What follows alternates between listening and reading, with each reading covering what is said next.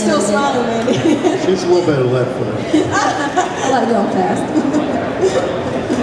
So yeah, it was really exciting to do that, and hopefully we'd like to be able to get up to top fuel and do the same thing again. But no matter what, as long as we're both on the track racing, it was really we had raced together in a race in 2 years. So this year at Indianapolis, we had the opportunity. Kate drove again for Randy, and I got to drive our blown alcohol dragster. So it was really neat to see the difference in the A fuel and the injected, the difference between the blown and the injected nitro cars. Which do you prefer? Well, the A fuel cars, I tell everybody, are great for going fast, and if you just love speed and hanging on, the blown cars take a lot more. It can be more frustrating in a blown car because so many little things go wrong really quickly. If you don't hit your shift points right or get that RPM, it can really, it can make a difference.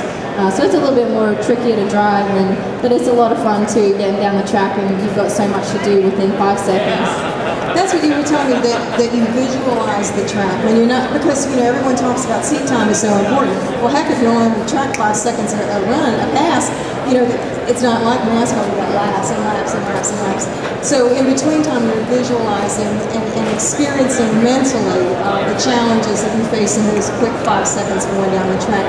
Share that with the audience, how you focus your mind to get behind the wheel.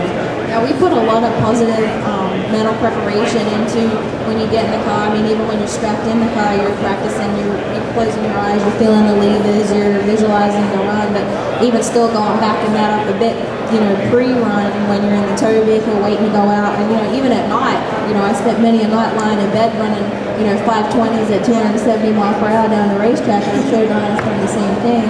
But it really helps you because you do not have time out there to make mistakes. You just can't do it. You have to be on the go the whole time. It has to feel natural. And particularly when there's, accidents can happen pretty quick out there, as Kate knows. Back in 2007 at Sonoma, she was going 225 mile an hour at half track and had a blowover, what we call in drag racing, where the car lifted up from the front and basically lifted off the ground and flipped over.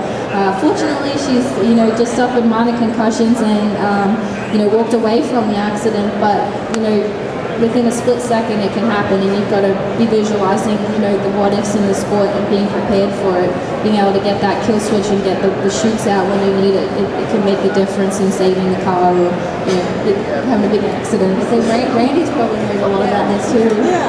And think about it, drag racing, it's not, like you said, compared to a circle track, if you make a mistake on a lap, you don't have the luxury to try to make it back up the next lap. You're done. That's right. You're going home, or you made a major mistake. But I think the thing that people don't understand about drag racing as much is that there is so much important feel that you have to be able to feel what's going on with the car more than actually visualizing stuff. And cars, especially like the funny cars, you sit directly behind the engine, you can't see the track anyhow. So you rely a lot on feel, and a good driver feels what the car is doing and what it's telling you. And if you're almost blindfolded, you should be able to drive a good car down the racetrack and be able to base off of that. That's pretty incredible. That's why they don't have a lot of padding in the seats too. They're not recliners for a long period of time. What are your plans for 2010?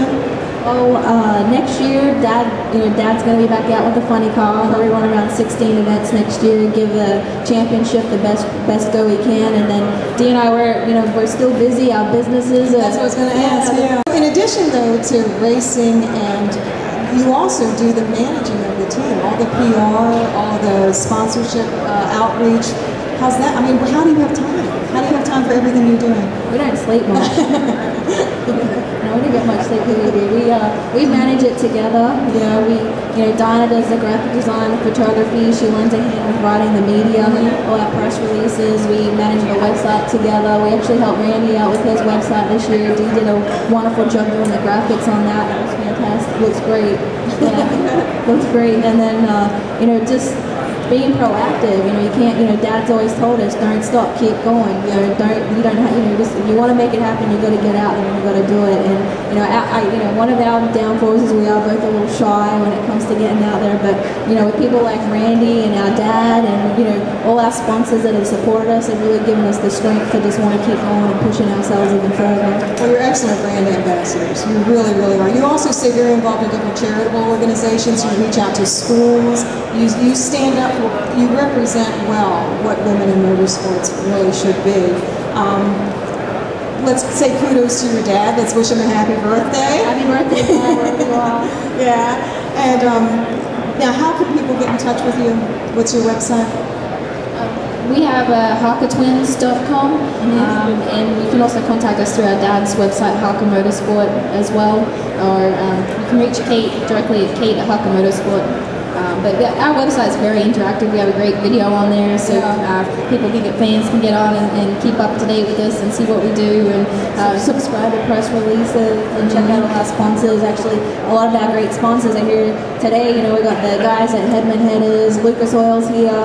You know, we've got Hans Performance. I recommend Hans to anyone after my crash. Yeah, you're stuff. And Simpson were very helpful there too.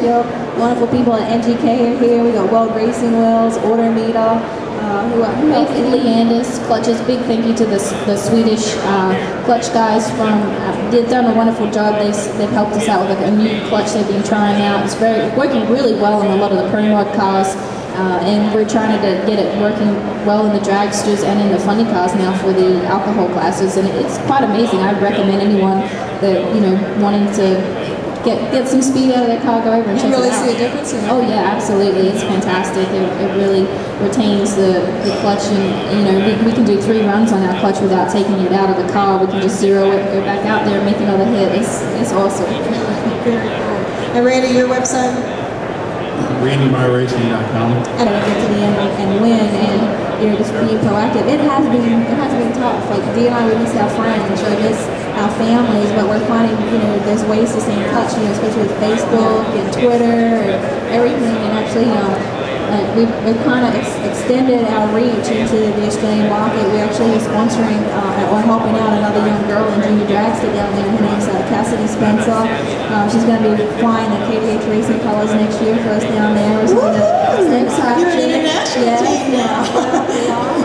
Trying to extend the Track Chic, what you promote and get her on board, and the same with Megan and Rachel, and helping them out, and just trying to share the inspiration that it is hard out there. There's days when you're like, what are we doing? But in those days it's like, yes, this is it, and keep going. Yeah, I think the key thing to, not just for women, but a lot of races, the best thing our dad ever taught us, and the same thing Randy's teaching his girls, is to go out there. And yeah, it's great to want to have that dream and that goal to be a professional racer, but in the same instant, it's a challenge. I mean, those jobs just don't come up every day, and to be able to have a career to fall back on, or another bread maker for you, could turn into like Randy, guys like Randy and our dad who have built businesses that support their racing, and that is also a fantastic way to go racing. I mean, a lot of people want to go pro and make it big, but there's a lot of self-satisfaction with just being out there and doing it for yourself that way too. So we like to follow in those footsteps too, without putting so much pressure on our shoulders to try and get a sponsor into race. Well said, because it is a lifestyle, it's a commitment, it's a passion, and you can't get it out of your blood once it's in there. That's true. Well, we wish you all the best for 2010. Thank you. And stay in touch. I know you will. And Randy, it's a pleasure to have you on as well. Thanks for having me. I appreciate it. And we're going to get your girls on with us next time. I'm telling you, get ready. And happy birthday to Dad, Steve Harker, and great girls. And thank you for joining us. And we're going to take a quick break. We're going to take a quick break, and we'll be right back with racefanradio.com on GoRacingTV.com.